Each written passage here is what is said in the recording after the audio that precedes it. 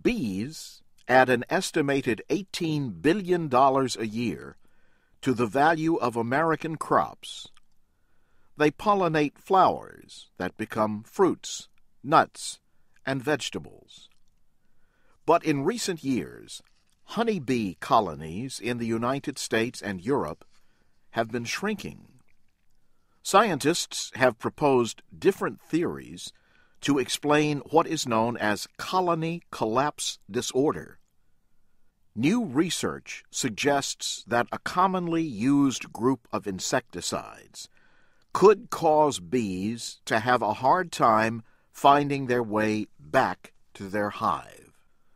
The new research looks at the use of pesticides called neonicotinoids.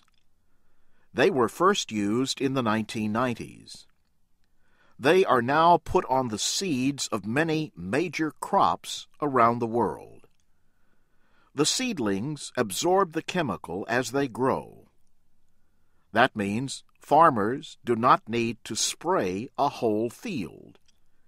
Instead, there is a little bit of insecticide inside each plant, including the pollen and nectar that the bees want. There is not enough pesticide to kill them, but the new research in the journal Science says it may harm them anyway. Researchers stuck microchips to the backs of the bees. These chips recorded the bees' movements as they came and went from their hive. The scientists fed some bees sugar water with a low dose of a neonicotinoid.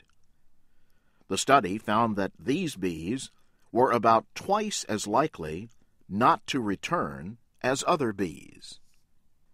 Michel Henry from INRA, the French National Agriculture Research Institute, says the bees basically got drunk. Intoxicated honeybees with those small doses may just get lost and are not able to find their way back home.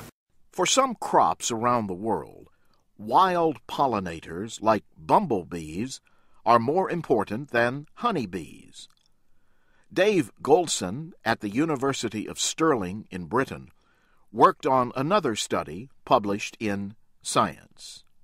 He says the pesticides could help explain why bumblebee populations are also decreasing. There were 85% fewer queens produced when they'd been exposed to realistic field levels. Bayer Crop Science makes neonicotinoid pesticides.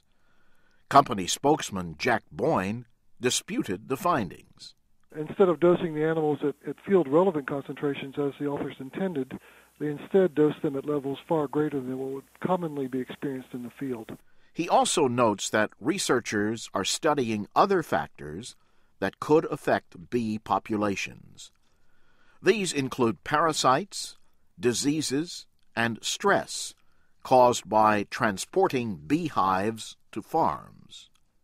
Some European countries have banned the pesticides, and there are growing calls to ban them in the United States as well.